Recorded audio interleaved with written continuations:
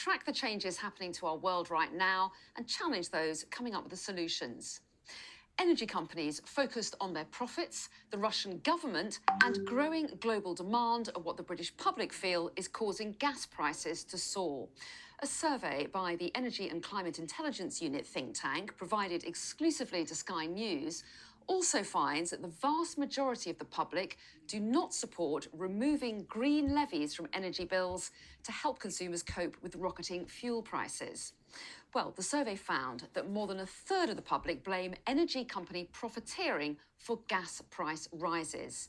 Nearly a third thought the Russian government reducing gas supplies to Europe was the key driver, and 28% blamed increasing global demand. Well, our correspondent Hannah Thomas-Peter joins us now from southwest London. And Hannah, so interesting to see who the public blames for rising energy prices. But does this survey give us any insight in what they'd like done about it?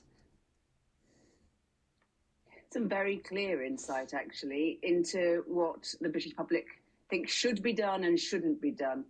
Interesting that only 13% think that removing green levies from energy bills is the right answer, although, of course, there is lots of support for removing VAT from energy bills. Half of those questions said that the best option was to decrease reliance on gas by using more renewable energy and better insulating homes.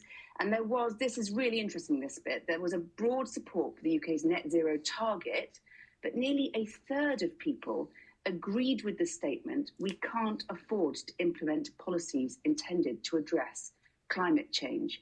Now, that is the thing that's going to catch the eye of those tasked with delivering net zero. It's the thing, one of the many things that keeps them up at night, because although poll after poll has showed that there's really solid public support up and down the country for tackling climate change and getting to net zero, there is also now growing concern amidst a cost of living crisis that people aren't going to be able to find the money they need to invest in going green because the government can't possibly cover the cost for everybody in the coming 10 to 15 years.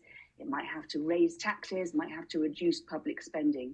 And yes, there is at this point a tacit acknowledgement that consumers are going to have to go into their own pockets, and that delicate mix is going to have to be executed really excellently to keep the public with the government, keep that support coming for net zero targets. Politicians trying really, really hard to make sure that that support doesn't evaporate.